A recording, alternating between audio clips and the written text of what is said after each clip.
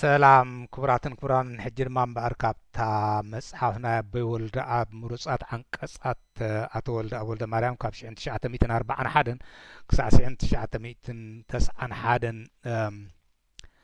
ዘርእስታ ካብኣ ክነብብ እየ ሎሚ እታ ርእስታ እንታይ እያ ትብል ዘላ ዕዮዶ መቕጻዕቲ እዩ ትብል ኣላ እቲ ዝብልዎ ዘለዉ ክሳብ ሕጂ ዝረኣናዮ መብዛሕትኡ ወይ ከዓ ኣነ ዝነበብክዎ ማለት እየ ንመንእሰያት ዝምልከት እዩ ነይሩ ምናልባሽ ኣብዚ እውን ገለ ጠቃሚ ክንረኽበሉ ንኽእል ኢና ዝብል ግምት ኣለኒ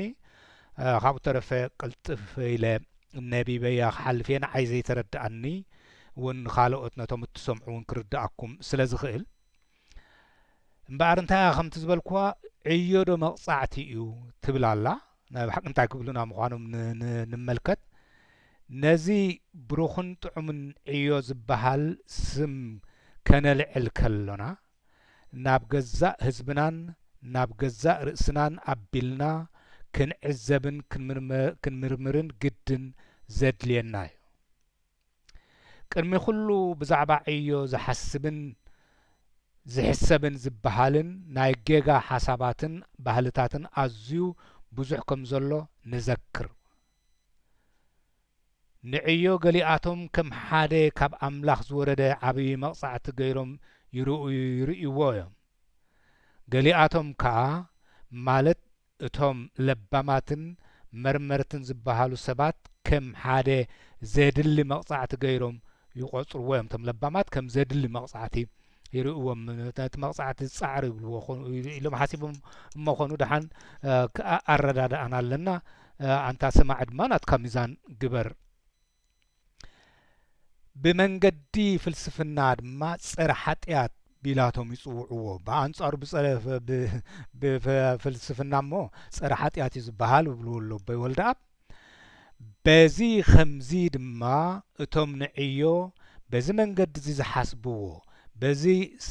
ኣስማት እዚ እውን ዝጽውዕዎ ሰባት እቲ ዓብዪ ሓጎስን ባህታን ኣብ ፍጹም ዕረፍቲ ማለት ኣብዘይ ምዕያይ ከም ዝርከብ ኮይኑ ይስምዖም እሞ ብዝገበሩ ገይሮም ከዓ ቁንጥር ኣቢሎም ንኪ ኣቢሎም ኣውሕድ ኣቢሎም ክዓዩ ይደልዩ ስለዚ ስእልካ ነዚ ማለት ብምሉእ ልቦም ጥቕሚ ከም ዘለዎ ዘይኣምኑ ከም መቕጻዕቲ እዩ ፍርቂ መቕጻዕቲ እዩ ገለ ዝብልዎ እንድሕር ደኣ ኮይኖም እዚኣቶም ወለቕ ዘለቕ ዲ ዝበሃል ወለቕ ዘለቕ እንዳበሉ ደኣ እምበር ብምሉእ ልቦም ብምሉእ ሓይሎም ኣይሰርሑን እዮም እንታይ ደኣ ወለቕ ዘለቕ ብሉ ከምኡ ኢኻ ክትርዳእኒ ትኽእል እንታይ ዝብል እንታይ እዮም ዝበሉ በቲ ኣነ ዝሓስቦ መንገዲ ነየ ኣብ ኢኮነትን እቶም ከምኡ ዝገብሩስ እቶም ንስራሕ ከም ጽቡቕ ዘይርእይዎስ ቁንጥር ኣቢሎም ንኪ ኣቢሎም ኣውሕድ ኣቢሎም ንክዓዩ ይጋደሉ ተበለስቶም ተጋደልቲ እኳ ድማ ኣዘኻኸረትኒ ምክንያቱ ብምሉእ ልቦም ስለ ዘይተጋደሉ እቲ ዝተጋደሉ ወስቲ ብፍላይ እቶም ኣብታ ላዕሊ ዝነበሩ ናይ ብሓቂ ክንጥንቀቕ ኣለና ህዝቢ ተጋዳላይ እንዳበልካ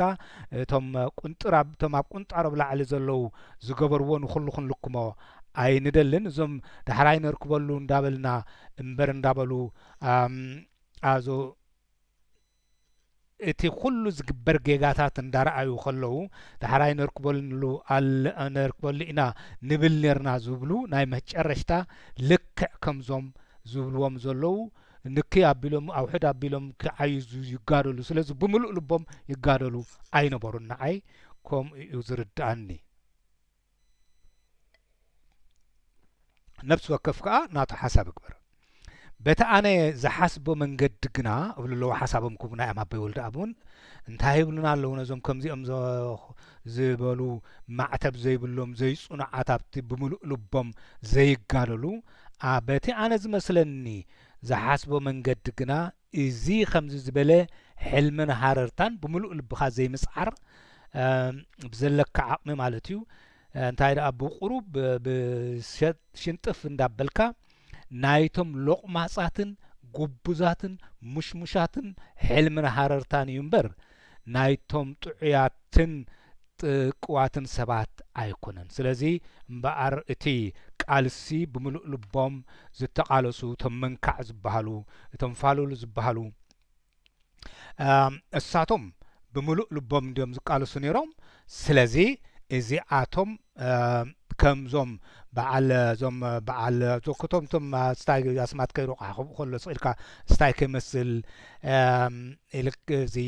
ወይ ከዓ ድማ በዓል ድሩዕ በዓል ጴጥሮስ ሰሎሞን በዓል ስብሓት ወዘተረፈ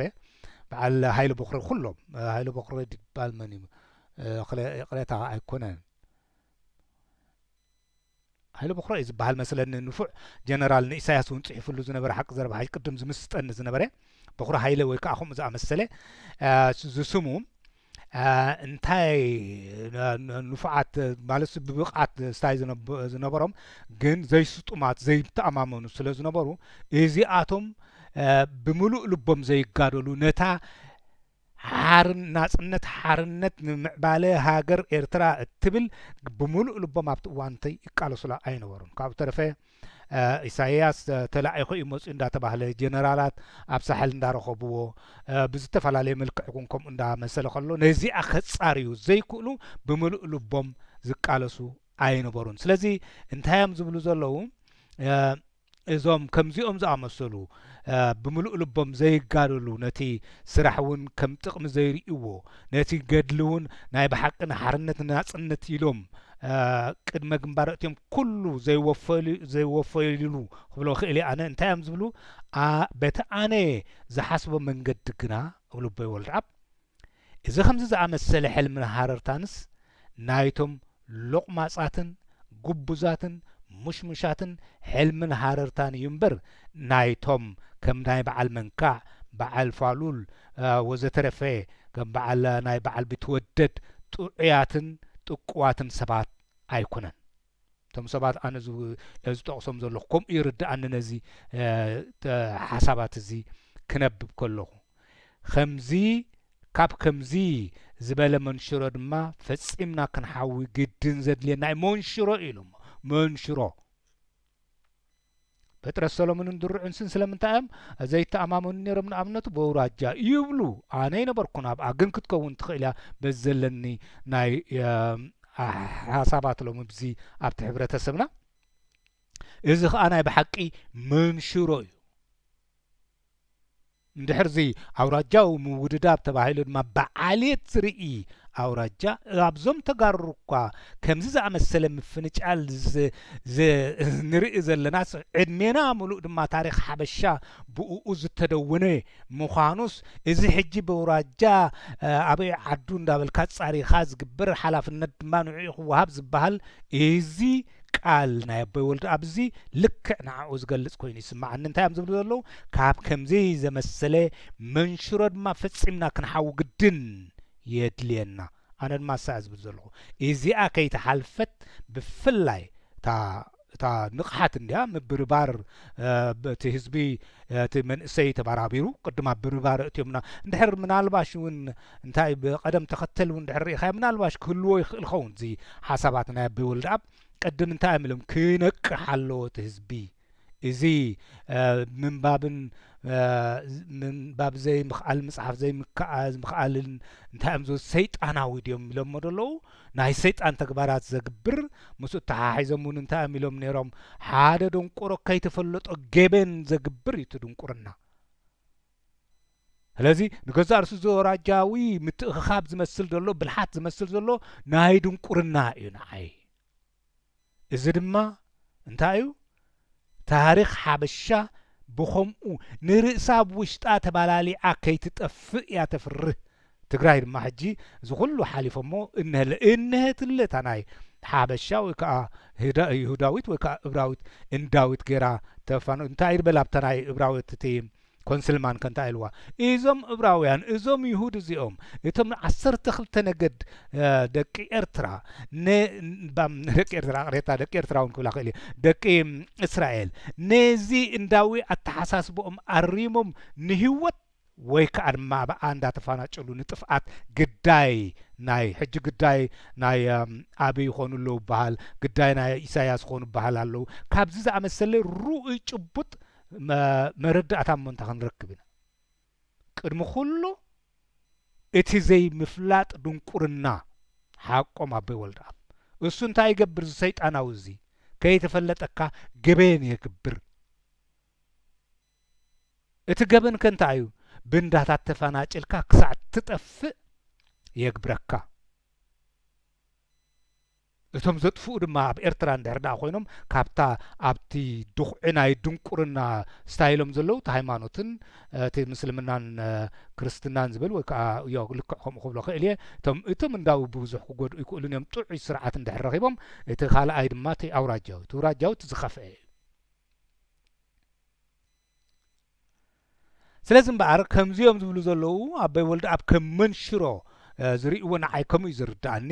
ካብ ከምዚ ዝኣመሰለ መንሽሮ ድማ ፈጺምና ክንሓዊ ግድን ዘድልየና እዩ ኣብቲ ዝሓለፈ ድማ እንታይ እዮም ዝበሉ እንድሕር ደኣ ማሕበር ሰላምን ፍቅርን ናይቶም መንእሰያት እዩ ማሕበር ምዕባለን ዕብየትን እንድሕር ደኣ ክንምስርት ተዘይክእልና ማሕበር ማለት ድማ ስምረት ማለት እዩ ስምረት ናይ መን ስምረት ናይቲ ኣብ ሰለስቲኡ ኣውራጃ ዝነብር ዘሎ ህዝቢ እምበር ነቶም ዝፈናጭልዎሲ ክጉሕፎም እንታይ እዮም ኢሎም እንድሕር ደኣ ከምዛ ተዘይበፂሕናያሲ እንታይ እቲ ኣብ ህዝብና ክርከብ ዝከኣል ክፉእን ኣረጊትን መፂፅን ዝኾነ ጠባይ ልምድን በዚ ከምዚ ዝበለ መንእሰያዊ ምንቅስኻስ ተበንቂሱ እንተዘይጠፊኡ ንዝሓልየልና ዝሓልፈልና ኮይኑ ኣይስምዓንን ሕጂ እምበኣር ነዚ ኣረጊትን መፂፅን ክፉእን ባህሊ ኣረጊትን ባህሊ ዝብልዎ ዘለዉ ድማ ኣብዚ ብካልእ ቃል እንታይ ኢሎሞ መንሽሮ ኢሎሞ ናይ ብሓቂ ግሩም ዝኾነ ትምህርቲ ናይ ኣቦይ ወልደ ኣብ ናይ ብሓቂ ብምሉእ ልቡ ክቕየር ንረብሑ ንረብሓ እቲ ዝፈረዮ ህዝብን ዝደሊ ድማ ነዚ መፅሓፍ እዚ እንተዝነቦ ብልቡ ከምቲ ብገርህነት ክትነብዎ ተስፋ ገብር ኢሎም ኣስፊሮሞ ዘለዉ ብዘይ ጠምዛዝ ዝኾነ እንድሕር ደኣ ዝነቦ ብምስትውዓል ተረኺቡ ሰብ እዚ በሰብ ናይ ብሓቂ ህዝቢ ብዙሕ ምረብሐ ነይሩ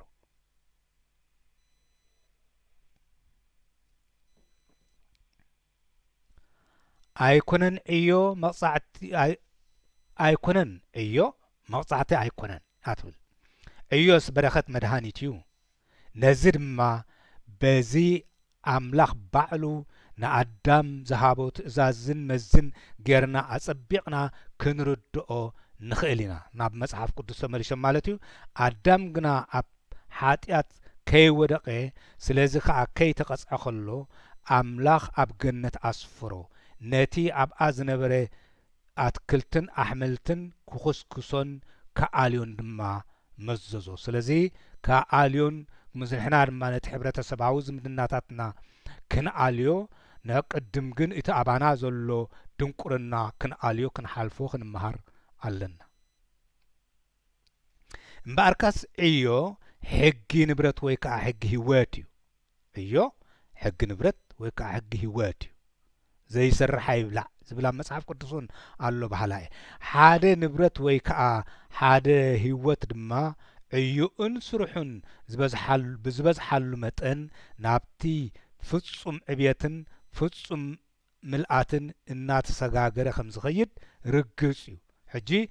ፍጹም ምልኣትን ፍጹም ዕብየትን ዝብልዎ ዘለዉ ተሓመምካ ሆስፒታል ከም ድላይካ ትሕከም ኣምቡላንስ ትገብር ኣይትጠምን ኤሌክትሪክ ክህልወካ ብግቡእ ትበልዕ ትሰቲ ወዘተረፈ ስለዚ ዕዮ ብዕዮ እዩ ዝብጻሕ እዮም ዝብሉ ዘለዉ እስከ ንሓንቲ ኢድ ሰብ ንተዓዘባ ንኢድ ሰብስ ከመይ ዝበለት መኪናያ ከተተኻኽላ እትኽእል ነቲ ሓንቲ ኢድ ሰብ ክትገብሮ እትኽእልከ ከመይ ዝበለት መኪና ወይ ከዓ ከመይ ዝበለ ካልእ መሳርሒ እዩ ክገብሮ ዝኽእል ከምዚ ካብ ዝኾነ ደኣ እቶም ክንዓይ ኣይ ምተገብአናን ኣይ መድለየናን እውን ዝብሉ ኣብ ረኻቶም ጨቢጦም ኣእዳዋቶም ከዓ ኣብ መሳቂሎም ዝውዕሉስ ዝውዕሉን ዝሓድሩንስ ከምኡ ዕድሚኣቶም ከዓ ከምኡ ቢሎም ዝሓልፍዎ ሰባትስ ከመይ ዝበሉ ኾን እዮም በቃ ንስራሕ ዝፍንፉ እዚ ኣዞ ሃረምረም ዘይብሉ ማለት እዩ እዚ እውን ብፍላይ ነቶም ኣብ ስደት ዘለዉ መንእሰያት ቋንቋ ናይቲ ሃገር ክኢሎም ቀልጢፎም ምስቲ ነቲ ጸጋ ኣብታ ሃገር ዘላ ተሳትፍቲ ንክኾኑ ይጠቅም ይበሃለ ሽዑ እኳ ነቲ መንእሰይ ኣብኡ ዝነበረ ናይቲ ግዜኦም እዮም ጽሒፎም ኣቦይ ወልደኣብ ስለዚ ካብ ፍቐዳ ጽርግያ ምውዓል ዕዋላ ምዃኑ እውን የድሕን ኢሎም ገይሮሞ ይኾኑ እስከ ንሓደ ጻጽን እስከ ንሓደ ሕፃን ከዓ ንተዓዘቦ ኣሽምባይ ወዲ መንፈቕ ወዲ ዓመት ብዝኾነስ ብዝተወልደ ጀሚሩ ኣእዳውን ኣእጋሩን ከንቀሳቕስ ይጅምር ምናዳ እኳ እግሪ ብዝተኸለ ቁሩብ ከዓ ከስተውዕል ብዝጀመረ ድማ ንዘይትንክዮ ክገብሮ ከዓ ዘይደሊ ነገር የልቦን ከይትንቀሳቐስ ገለውን ከይተዓይ እንተ ትብሎኸ ካብ ኩሉ ስቃያት ዝገደድ ስቃይ ምኾኖ ነቲ ቆልዓ ከይትንቀሳቐስ ስቕበል ኮፈል ገለ እንተ ንብሎሲ እንታይ ምበለ እንታይ ምኾነ ነይሩ ካብ ኩሉ ዝገደድ ስቃይ ምኾኖ እቲ ዘይሰርሕ ድማ እንታይ በምሓርኛ ድያ ደሎ ኾን ኣዞ ሃካይ ገለ ነነድሓን ትረፈኒ ዋላ ግን ሲ ዘይሰርሕ ስራሕ ዘይብሉ ሲ ስኢሉ ሕማቕ ተንኮል ክሓስብ ከም ዝውዕል ከምኡ ዝኣመሰለ ኣሎ ስለዚ እምበኣር ንቆልዓ ድማ ይትንቀሳቐስ እንተ ትብሎሲ ዝገደደ ስቃይ ምኾኖ እብሉ ኣለዉ ኣቦይ ወልደኣብ ነትምህርቶም ነስተውዕለሉ እስከ ናብ ሙሉእ ፍጥረት ኣምላኽ ኣቢልና ድማ ነስተብህል ሓደ እንስሳ ፍጹምን ብሱልን ብዝኾነሉ መጠን እቲ ዕዩኡን ስራሑን ከዓ ዝበርትዐን እተጠላለፈን ይኸውን ኣብነት ከም ሰብ እቲ ስነ እምርኡ ምዕቡል እንድሕር ደኣ ኮይኑ ናይ ሓደ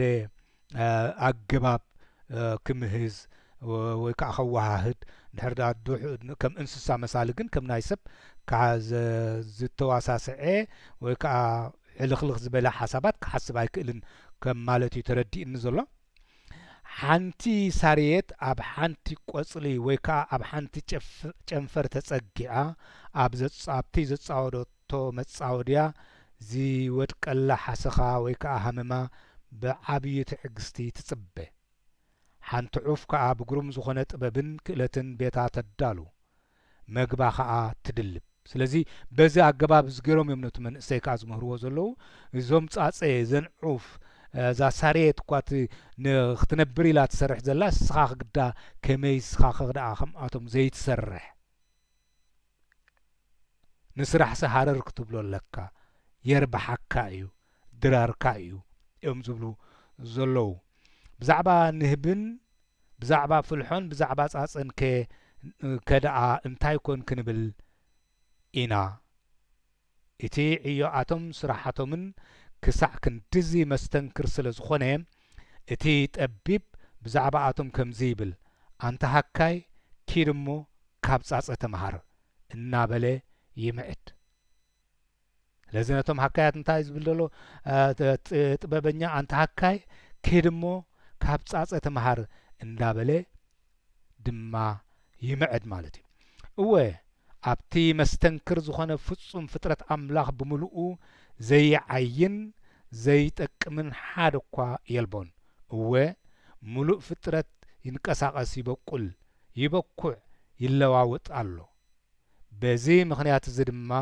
እቶም ጸላእትን ወደረኛታትን ማለት ተቃውምቲ ማለት ወደረኛ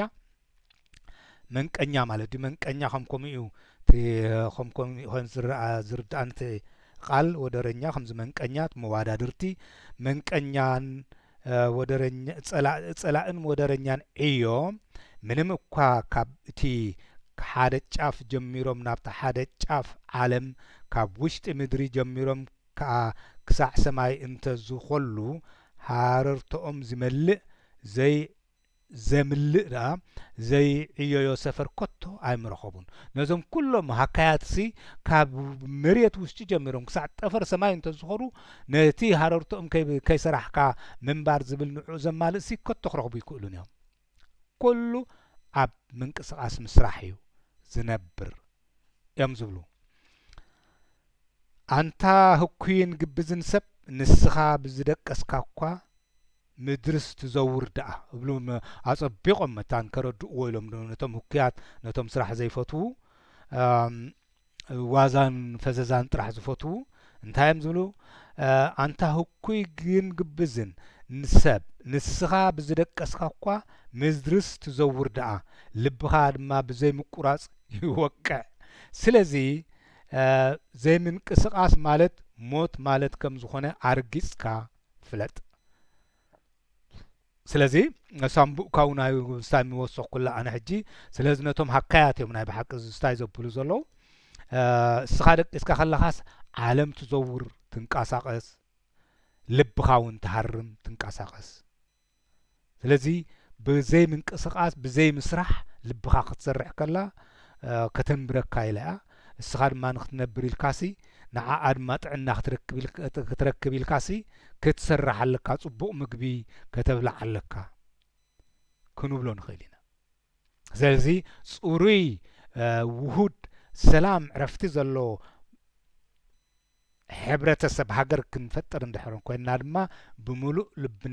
ልብና ደኣ እምበር ብግብዝና ክኸውን ፍጹም ኣይግባእን ካብኡ ተረፈ ግን ከምታ ዝበልዋ መንሽሩዕ ዕዮ ዋጋ ጣዕሚ ዕዮ ዋጋ ጣዕሚ ዋጋ ባህታ ዋጋ ሃብቲ ዋጋ ሊቅነት ዋጋ ዕብየት እዩ እንታይ ዕዮ ዋጋ ጣዕሚ ስለዚ ትምህርቲ ድማ ዕዮ እዩ ክትመሃሩ ኣለኩም ኣብቲ ቅድም ኢሎም ምእምሶም ክመሃር ከም ዘለዎ እቲ መንእሰይ ምስ ተማሃረ ድማ ንዕኡ ዝውክልዎ በቃ ናይ ክኢላ ዘረባታት ዘይኮኑስ ናይ ግብሪ ቅንዕና ዘለዎም ምስ መረፅዎም ንዕኦም ድማ ከድግፍዎም እንዳበሉ እኹል ዕጥቂ ንስነ ልቦና ዝኸውን ንመንእሰይ ኣብዚ መጽሓፍ እዚ ተሰኒዱ ይርከብ ስለዚ ሃየታ መንእሰይ መጽሓፍን ምንባብን ዘይምኽኣል እንታይ እዮም ዝበልዎ ክፉእ እዮም ኢሎም ስለዚ ካብዚ ክፉእ ምዃን ድንቁርና ክፉእ ምዃን ክትድሕን ትኾንካ ተመሃር መታን ከይተረዳእካ ገበን ከምቲ ዝሓለፈ ኣቦታትካ ከይትፍጽም እንትኾንካ ማለት እየ እንታይ እዮም ኢሎም እምበር ዕዮ ኢሎም ዋጋ ጣዕሚ ዋጋ ባህታ ዋጋ ሃብቲ ዋጋ ልቅነት ዋጋ ዕብየት እዩ ኣርጉድካ ክትበልዕ ዶ ትደሊ ኢኻ ከምኡ እንተኾይኑ እንታይ ኣለካ ክትዓየድ ድልየካ ኣጊጽካ ክትለብስ ዶ ትደሊ ኢኻ ክትዓይ ድልየካ ሓንቲ ጽብቕቲ ቤት ዶ ተድልየካ እያ ክትዓይ የድልየካ ፈላጥን ኣደበኛን ክትከውን ዶ ትናፍቕ ኢኻ ክትዓይ የድልየካ ማዕረ እቶም ዝንዕቁኻ ሰባት ክትከውን ዶ ትደሊ ኢኻ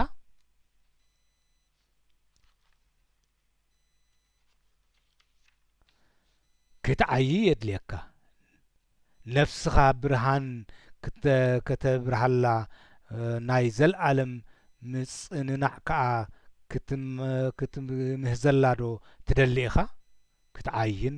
ክትድጋደልን የድልየካ እወ ስለዚ ብዛዕባ ናይ ስራሕ ዘለና ናይ ትምህርቲ ዘለና ስነ ልቦና ዘለዎም ነቶም መንእሰያት ኣብቲ እዋን እቲ ዝፀሓፍዎም ንዕኡ እውን ከበራብርዎ ካብ ኣብ ጽርግያ ምውዓል ካብ እንዳ ስዋ ምውዓል ካብ እንዳ ሻሂ ምውዓል ካብ ዕውልና ክብል ከለኹሲ ስእልካ ስራሕ ኣልቦነት ምውዛን ጥራሕ ዝፈልጡ ዋዛን ዳእላን ናብ ግዚኦም ዘሕልፍዎ ከምዛ በዓል ቲክቶክ ሕጂ ዝገብርዎ ዘለዉ ካብ ከምኡ ንምግልጋል ኣውራ እኳ ደኣ ሕጂ ነዚ መንእሰይ ዘድልዮ ነዚ ቲክቶክ ዝበሃል ክዝክር ከለኹ ንዕኡ ዘድልዮ ኮይኑ ይስማዓኒ እወ ጽድቂ ከይተረፈ እውን ኢሎሞ ብዓብዪ ዕዮን ገድልን እዩ ዝርከብ ሓርነትን ናጽነትን ድማ ብዓብዪ ዕዮን ገድልን እዩ ዝርከብ ብዓብዪ ስምረትን ጥምረትን ንቕሓትን እዩ ዝርከብ እምበር ብኽኢላታት ከምቲ ዝበልዎ ብኽኢላታት ናይ ዘረባ ኣይኮነን ንሱስ ማእኸሉና ነይሮም እንታይ ዳ ብቕንዕና ኣብቲ ቁኑዕ መትከል ሕጊ ምስ ቆመ ብፍላይ ብኡ ዝመርሑ እዮም ዘድልዩና ዘለዉ እምበር ናይ ክኢላ ዘረባታት ማእኸልቶም ዘለውና እኳ ማእኸሉና ኢሎም ኣበይ ወልዳ ኣንታ ሰብ ንስኻ ባዕል ብሳላ ዕዮኻን ብሳላ ረሃፅካን ብህይወት ክትነብር ኢኻ ብሰንኪ ትህኪትካን ብሰንኪ ግብዝናኻን ድማ ክትመውትን ክትጠፍእን ኢኻ እሱይ ዘፍሪ ናይዞም ኤርትራውያን ዘለና ሕጂ ናይ ብሓቂ ከምዚ እንድሕር ኣብ ርኢና ዕድል ኣይገበሩን እዞም ጸለምቲ ኣሜሪካሲ ቀደም ላዕሊ ተሰቂሎም ማዕረ ብውሕድ እንደንርአዮ ይሁዳ ኣብ ዓለም ዝነብሩ ዘለዉ ኣየናይ ክብረት ኣለዎም እቶም ኣሜሪካውያን ድማ ኣብ ኣሜሪካ ዘለዉ ዋላ እንተርና ኣየናይ ክብረት ኣለዎ ብትምህርትን ኣነ ትፈልጦ የብለኒ ስለ ሓቂ ግን ኣብቲ ሓርፋፉ ክሪኦ ከለኹ እቶም ጸለምቲ ድማ ምሁራት ጥሩኑፋት ውሁዳት እንተዘይኮኑ ኣብዚ ናይ መብዛሕ ይጋነን እንዲ ኦፍ ኮርስ ግን እቲ ዕድሎም ምስተዓጽዎም ሲ ኣብ ተስፋ ቀቢጽነት ኣትዮም ኣብ ካልእ ዘየድሊ ነገራት ከም ዝኣቱ ብዙሓት እዩ ዝዝረብ ክብል ስለዚ ከምቲ ዝግብኦም ግን ዕድል ኣይረኸቡን ኣብዚ መኒሽ ክሳዱ ተረግጩ ስታይ ዘበለላ ተዓባይ ህያብ ዝገበሩሉ ሲ ኣብቲ ዩኒቨርሲቲ ታጓሉ ክትመሃር ስለዚ ናይ ዩኒቨርሲቲ ምምሃር ናይቶም ጸለምቲ ክሳዕ ክንዲዘይ ክሳዕ ድሩት ምዃኑ እዩ ዝነግረካ ዘሎ ዘይተማሃረ ድማ ከምኡ ኢዶም ቆሮ እዩ ኮይኑ ዝነብር ኣበይ ወልዲ ኣብ ነቱ መንእሰይ ተማሃር ተባራብር ዝበሉ ብኸምዚዮም ስለዚ እቶም ኣብ ወፃኢ ዘለና ኤርትራውያን ድማ ወይ ኣብኡ ተሰቲና ምዚ ኣብ ወፃኢ ዘሎ ክንተርፍ ኢና ወይ ከዓ ድማ ከምኡ በቃ ከምቲ እቶም ኤቨርጂን ደም ዝበሃሉ ወይ ከዓ ኔቲቭስ ዝበሃሉ እዚ ቀያሕቲ ኣሜሪካ ወይ ከዓ እቶም ቀያሕቲ ህንዲ እቶም መበቆላውያን ከምኡ ኮንና ክንነብር ኢና ማ ከይንኸውን ይፈርህ ሓቂ ዘረባሕ እዩ ስለዚ ካብኡ ንክንበራበር እውን ከምዝን ወዲ ከምዝን ዝኣመሰሉ ተኣኪብካ ናይ ምምዓዓድ ከምቲ በይ ወልዲ ኣብ ዝበልዎ እንታይ እዮም ዝበሉ ማሕበር እንታይ ክንገብር ኣለና ኢሉ ማሕበር ምብላዕን ምስታይን ጓይላን ዘይኮነስ ኢሎም እንታይ ደኣ ማሕበር ሰላምን ፍቅርን ማሕበር ስልጣንን ምዕባልን ማለተይ እዮም ዝብሉ ማሕበር እንታይ እዮም ዝብሉ ይሳቶም ማሕበር ሰላምን ፍቅርን ማሕበር ስልጣንን ዕብየትን ስልጣን ማለት ድማ ትምህርትን ናሓድካ ትመሃረሉ ከምኡ ባህሊ ክንምጽእ ኣለና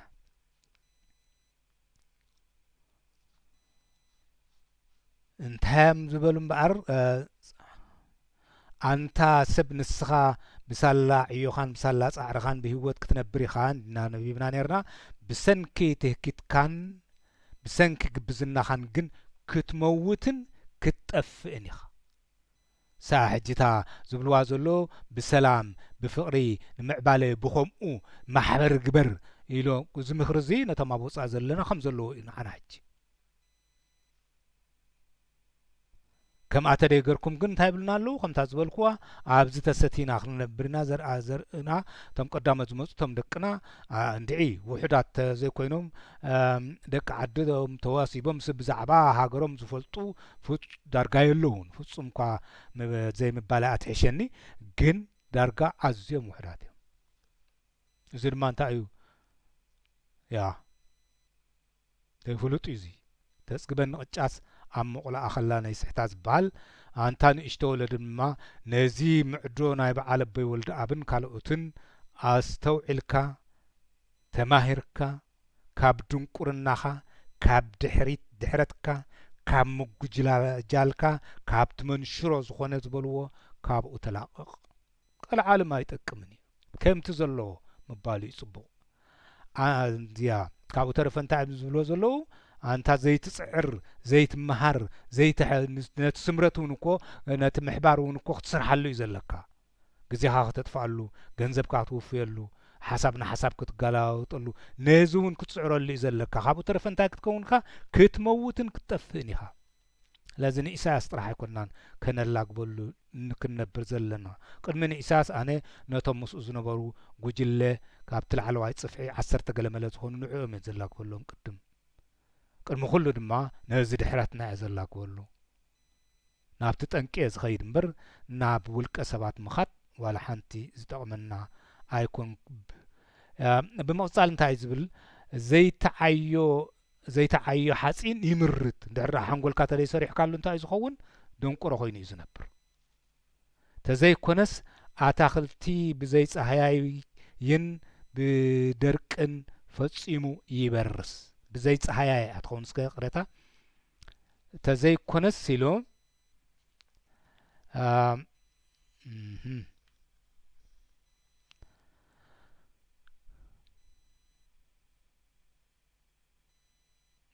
تزيكونس أتاخلتي بصحياين بدركن فصيمو يبرس سلازي ندنقرنا دما كومون دحردا زمهرون زخصكسون تزيرخيبو انتا يخون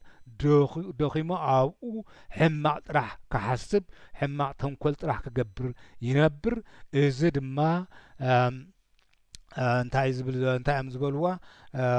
كتف كتموتن كتف يموتناني يطفعناني زي تخصص لك انت كم أخا إتزاي عيسب رسا بحاسخا خمز باللعبتهم بزح زبالعهم حابتهم حاسخو نفسه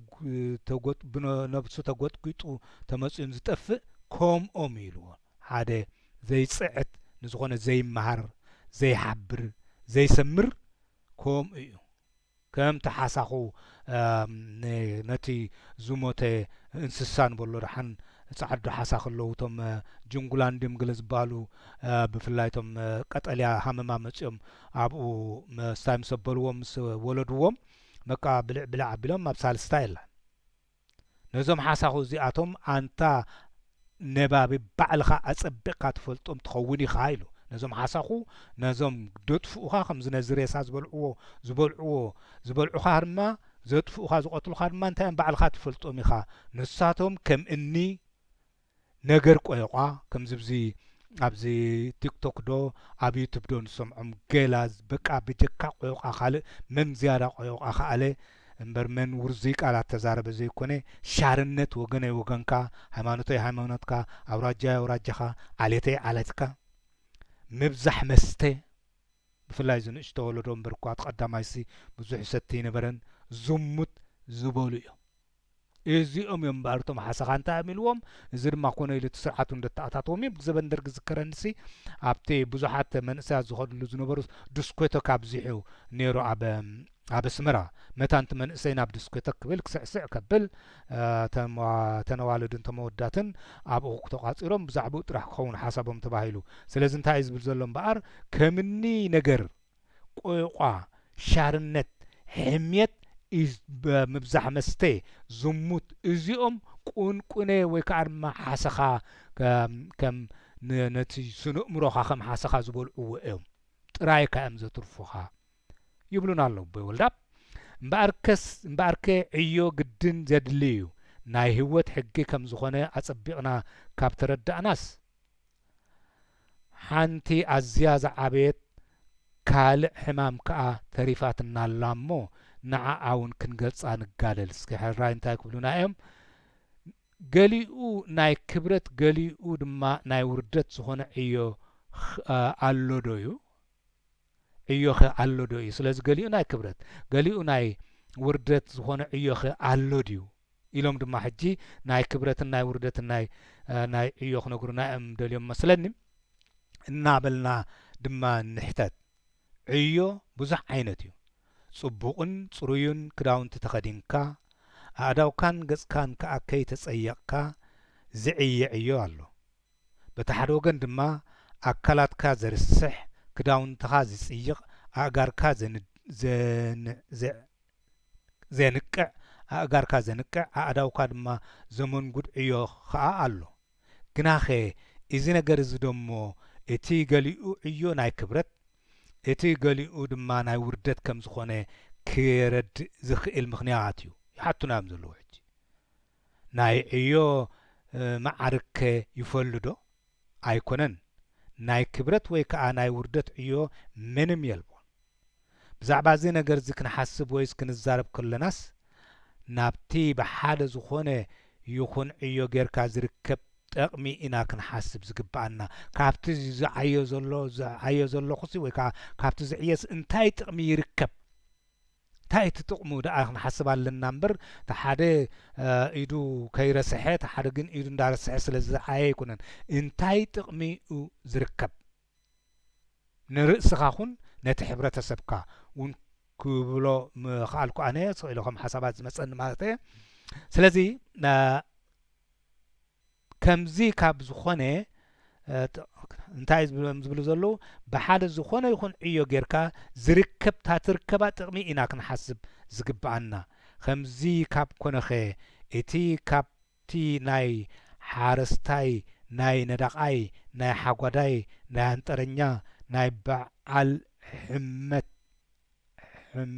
ሕመት እንታይ ምዃኑ ታቃላ ይፈልጣን እየ ቅሬታ ገለ ዚ እንታይ ዝላህጃት ትኸውን ኣብቲ በይወልዲ ኣብ ስታይ ዝነበርዎ ኣነ ዝነበርኩዋ ግን ሕመት ትብል ቃል ሰሚዐ ኣይፈልጥኒ ናይ ኮስታ ሓደ ዓይነት ስራሕ ግን ናይ ኮስታር መንገዲ ዕዮ ዝርከብ ጠቕምስ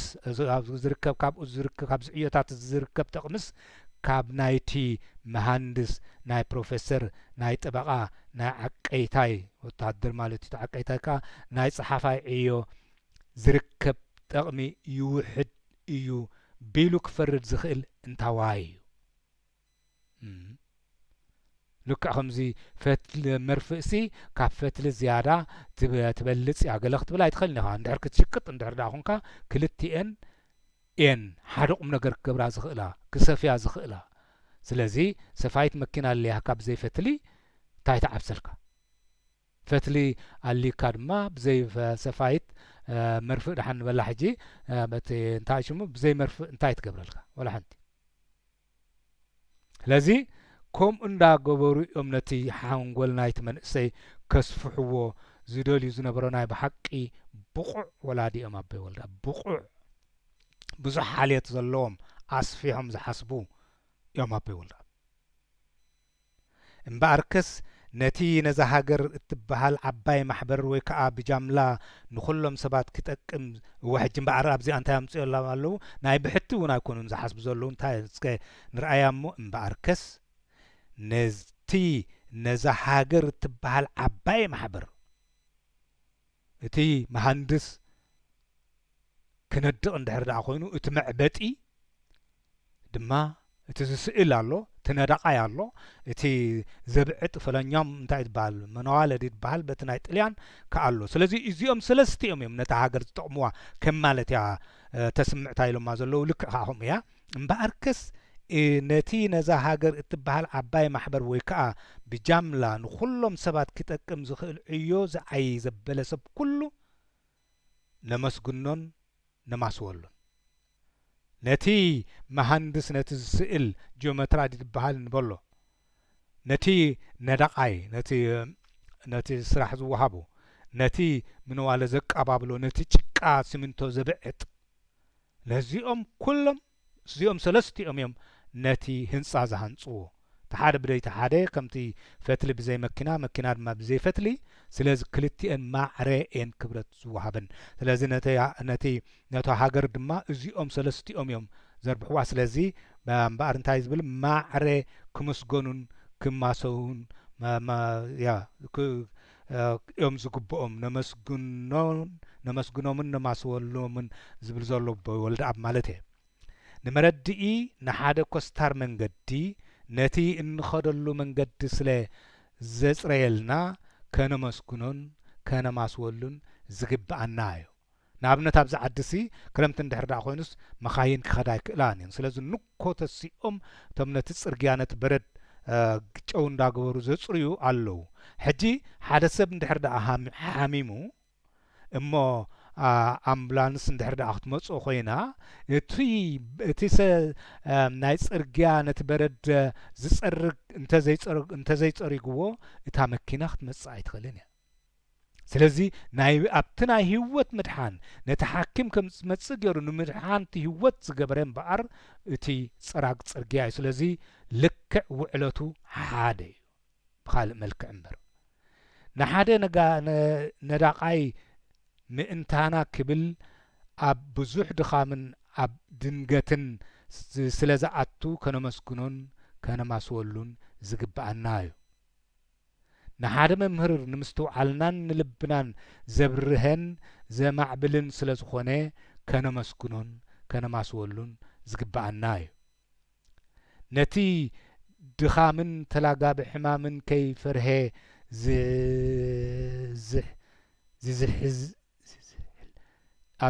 ነቲ ቃንዛ ዘዝሕል ማለት ዝዝሕል ቃንዛ ናብ ዘለዎ ዝዝንን ቁስሊ ናብ ዘለዎ ቦታ እናኸደ ለይትን መዓልትን ዝደኽመልና ሓኪሙን ከነመስግኖን ከነማስወሉን ዝግባአና እዩ። ስለዚ እዚ ኩሎም ብሓደ እዮም ነዚ ስራሕ ዝኽፍጽሙ ዝኽእሉ እዮም ዝብሉና ዘለዉ። በዚ ድማ ክቡር ዕዮን ሕሱር ዕዮን ዝበሃል የለን። ኩሉ ከምዛ ኣብ ሞተር እውን ስተርስ ኣሎ፣ ጎማ ኣሎ፣ ሞተር ኣሎ፣ እዚ ምልሕ ዝብል ኣሎ፣ ብርሃን ኣሎ፣ መዕጠቕ ኣሎ። እዚ ኩሉ ዘድሊ እዩ። በዚኣ ከዓ ውሕስቲ መኪናት ትበሃል። እምበኣርከስ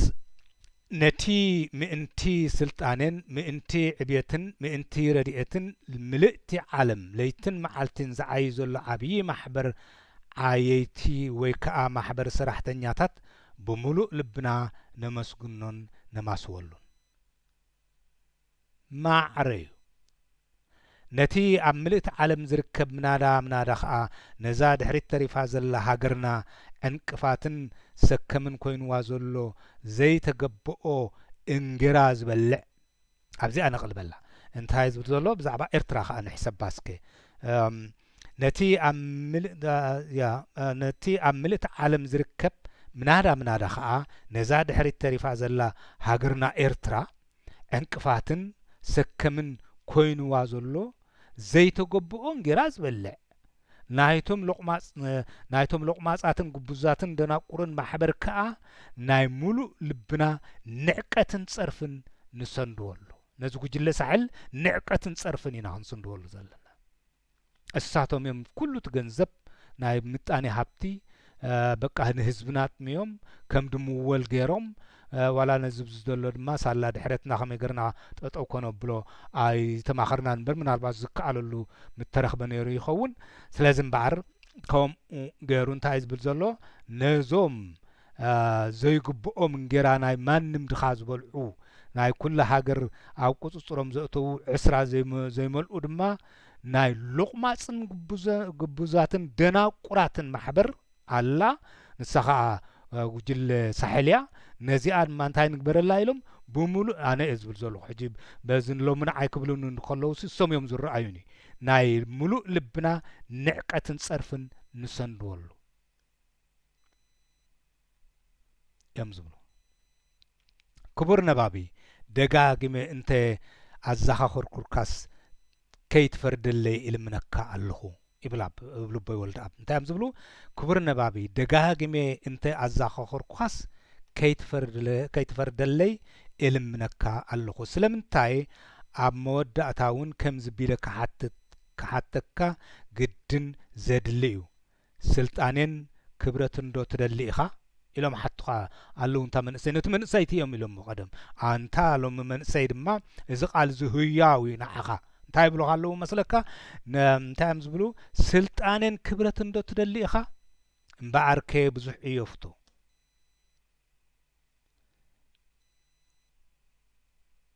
ንኻልኦት ኣይትሕመ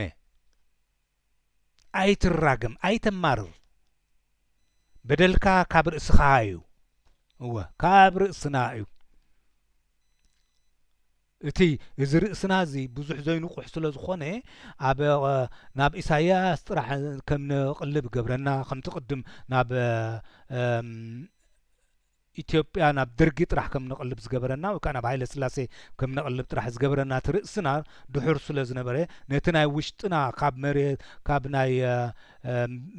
ምድሪ ቤት ኳኺቶ ድሕነኒ ዝበሃል ቀንዲ እቲ ምድሪ ቤት ኳኺቶ ከነልግስ ዝግባአና ምድሪ ቤትና ከም ዘሎ መጠን ንዕኡ ስለ ዘይበቃዕናዮ ዝነበርና ንኻልኦት ንኢትዮጵያ ንሓሚ ነርና ሕጂ ድማ ንኢሳያስ ጥራሕ ምሕማያ ኣይኮነን ካልእ እቲ ሽግርና ናይ ርእስና እዩ ቅድም ንቕሓትና ክንመሃር ኣለና ካልኣይ ድማ ተንድሕር ተማሂርና ድማ ነቶም ድኽመታትና ክንውግዶም ከም መንሽሮ ኮይኖምና ዘለዉ ደጋጊመ ኢለዮም እየ ስለዚ እምበኣር በደልካ ካብ ርእስኻ በደልና ካብ ርእስና ንድለዮ ፈቲና ድማ ኣይኮንና እቲ ጠንቂ ድሕረት እዩ ድሕረት ድማ ከይተፈለጡ እንታይ ኢሎም ኣበ ወልዳብ ገበን ይዘግብር ገበን ዘግበረልና ክሳብ ሕጂ ክሳብ ሞት ዘብፅሐና ዘሎ ዘይ ትምህርትና ብዘይ ምንቃሕና እዩ ብዘይ ምንቃሕና እዮም እዞም ጉጅለ እዚኦም ሰይሰይ ዝብሉ ዘለዉ ገና ድማ ክሳብ ሕጂ ካብኡ ናይ ምልቓቕ ጎሕዲ ዝበሃል ዋሕቆ እንታይ ዝበሃል ወጋሕታ ከብዲ ኣድጊ ኮይና ገና ንዓይ ኣይረኣየንን እዩ ዘሎ እታ ሓንቲ ዘላ ሎሚ ከም ድላይካ ክትዛረብ ትኽእለሉ ኣገባብን ዕድልን ተረኺቡ ስለ ዘሎ ነቶም ድኽመታት ከመይ ጌርካ ጠርኒፍካ ንዕኦም ትሰግሮም ዳኣሉ እምበር ዘይንሕፍዎም ብዙሓት ኢኻ ትሰምዕ በቲ ካልኦት ዝገበሩልካ ጽቡቕ ነገራት ባህ ክትብልን ክትሕበንን ካብ ምድላይ ብዛዕባኡን ካብ ብስጫውስ ብስራሕን ብዕዮን ገዛእ ኣእዳውካን ክትነብር ተጋድል ነብስኻ ኸኣል ሓዳርካ ውፃእ ቅጭን ተኸዲንካ ሽጉጥ ኣጋዲምካ ኣብ ሰደቓ ቤት ጽሕፈት ኮፍ ምባል ኣይትፍቱ ሽጉጥ ዓጢቖም በቃ እምቡሕ ተበሎም ፈጥፈጥ ድብሉ ንዑ ተበሎም ኣውርዳ ፈቲሕካ ቀምጣ ተበሎም ዝፈትሑ ስማዊ ኑፋዓት ስማዊ ጀጋኑ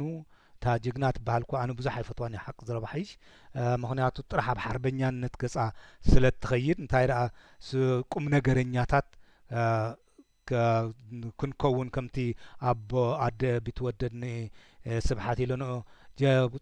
ፅሩራ መስለኒ ነይሩ እምበር ባሊቃ ካብዚ ተለብሽካዮ ዘለካ ዶ ገለ ኢለንኦ ይበሃል ምክንያቱ ኢሳያስ ኣሲርዎ ዘሎ ምስ በሎም ዋ ኢሳያስ ድድላይ ዝገብር ኢለን ገሪምዎን ማለት እየ ስለዚ እንታይ ኣብ መጨረሻ እንታይ ኢሎም ኣበይ ወልዲ ኣብ መጨረሻ መዛዘሚ ነቲ ናይ ሽዑግ ዝነበረ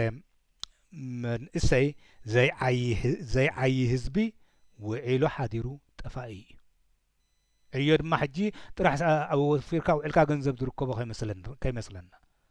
ዘለካ ውሽጣዊ ድኽመት ሕብረተሰባዊ ድኽመት ድሕረት ናብ ምንቃሕ ገጽካ ክትከይድ ተፈንጢሕካዮ ዘለኻ ናብ ስምረት ክትመጽእ እዚ ንገዛእ ርእሱ ዕዮ እዩ